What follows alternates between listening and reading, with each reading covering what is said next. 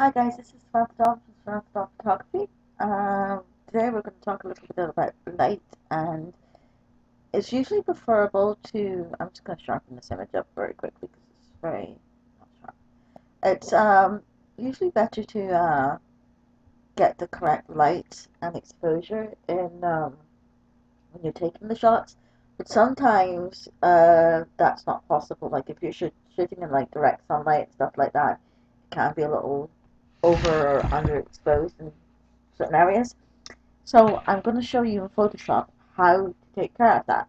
Now, the first thing I'm going to show you is obviously the most easiest one to do is just to go to Image, Adjustments, uh, Brightness, Contrast, and you can click Auto and it does it automatically. But I prefer to like adjust them myself because I think it looks better. That I think it gives you more control. I think probably about maybe there. Maybe boost the contrast a bit. Yeah, I like contrasty pictures. But yeah, so you can play around with that. That's pretty easy to do.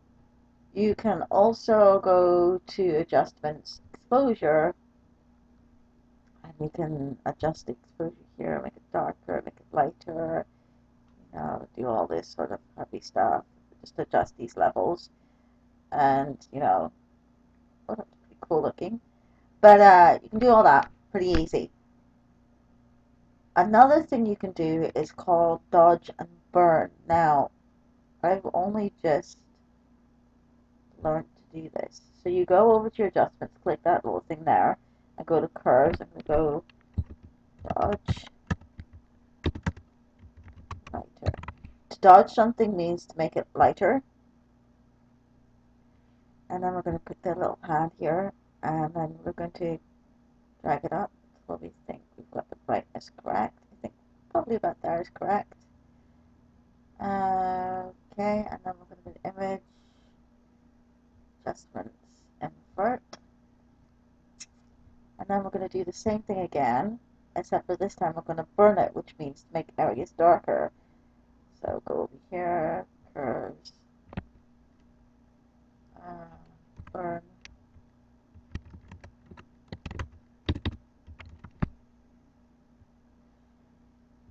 Select this little hand. Select the darkest area of your picture and drag down. Okay, that's about right. Okay. Oh, fritters. I've got to invert this. Um, adjustments, invert. Okay. So we've got our two layers there. Now all we're going to do is use our brush, and any of the areas that you think should be lighter or more exposed, then you just brush in, like so. I have the opacity, oh, wrong brush. I have the opacity set really high just to show you like how to do it. But normally you'd have it set to about 10 or whatever. 10 is usually a good number. So you just go over that areas that you think need brightened. The light areas here, here. And I'm just going to do this very, very, very quickly just to show you. Obviously, if I was doing this for real, I would be a lot more carefuler. Carefuler, is that even a word? I don't think that's a word. Okay, and the more you go over an area, the more it brightens up, obviously. We've also got down here. It's a little more brightening up. Okay, so I think that's the bright areas done. Then we do the same for the dark areas. This here needs darkened up. This here needs darkened up. Obviously, again, I've got it set too high, so it does look very, um, what's the word I'm looking for? Harsh. But I mean, once you would obviously like set your imagers to, or set your opacity to something a little lighter. Like I said, about 10 is usually good. And the more you go over something, the more it stands out. You can also brighten up eyes using this, or you can lighten makeup or make makeup stand out and stuff like that. So there's a lot you can do with Dodge and Burn. I haven't learned exactly everything you can do with it. I just know the basics. So if we turn this off, you can see the brightness that I've added and the darkness. And it gives it more contrast and it looks lovely, beautiful. So we're going to turn this off. Now, I was talking to a friend of mine when I first thought about doing this video, and she was telling me that originally, when everything was, because she's a film photographer, so she doesn't use digital, she uses film. Her name's Alexandra Black, and she's amazing. So she was telling me that originally they would have done this all by hand, and she was telling me like how exactly they did and stuff. Oh my god, so interesting. But anyways, so if you ever get a chance, you should check her out, Alexandra Black. She's awesome. So thank you very much for all your help, Alexandra. So the next thing we're going to do is, obviously we turn those layers off so you can see the next step properly. But we're going to go up here again. We're going to go to the levels. Now, what this essentially does is, these are the shadows, this is the midtones, and this is highlights. So you can see it's all over to one side, which means it's underexposed, right? It's in the shadow area, so it's underexposed. But by adjusting these, you can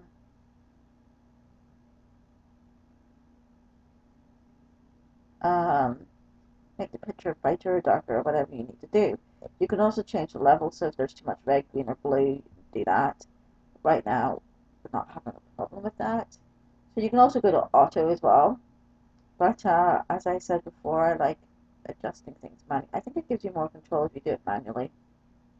So yeah, I think that's about right. So I turn that off. That's the original.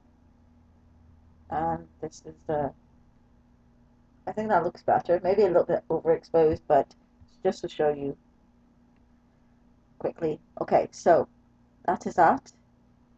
So original, edited. Pretty awesome. Okay, so what do you do if you have a photograph that's overexposed? Well, you can do the exact same with the exposure and the brightness and all that sort of stuff.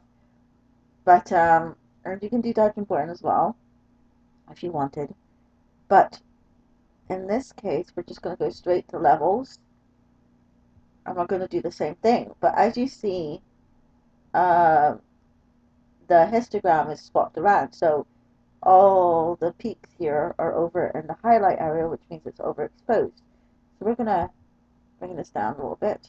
Oh, whoops, wrong way. We're going to bring in the shadows a little bit, and we're going to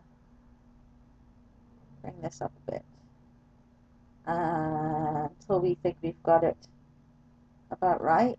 And I think that's probably about right there. Again, you can do auto, but so before and after. It's pretty simple. I mean, like, how much more simple can you get than that? Like, seriously. So, that is how you can add or take away light using Photoshop. Lightroom has a really cool one that's just like a wand, and it's kind of like Dodge and Burn, or Dodge, sorry, where you just have a wand and you like paint in the areas that you want brightened up. It's pretty cool too. So give it a go yourself and see what you can come up with. Don't forget, when you're thinking about photography and stuff like that, that the word photography actually, whoops, did not mean to do that. The word photography actually comes from two words, two Greek words. So, oh my god, coffee. The words are phos and graphis. Phos means light, and graphis means drawing. So you've got drawing with light. That's basically what photography is. Photography is all about light. When you're talking about in the last video, which was aperture, shutter speed, and ISO, that was all about light and using it in different ways to get the correct settings. Does that make sense? I think that makes sense. Yes, makes sense. So all photography is about light. So once you can get your head around the different light, using light properly, and different lighting equipment that you can get, uh, aperture, shutter speed, and ISO. They're the four basics, and you've got a good grounding to get perfectly exposed, beautiful images every single time, and it's awesome. So I hope you enjoyed this video. I hope it helps. If Feel free to like, share, subscribe, and comment and all that happy social media stuff. And I shall catch you next time. Bye.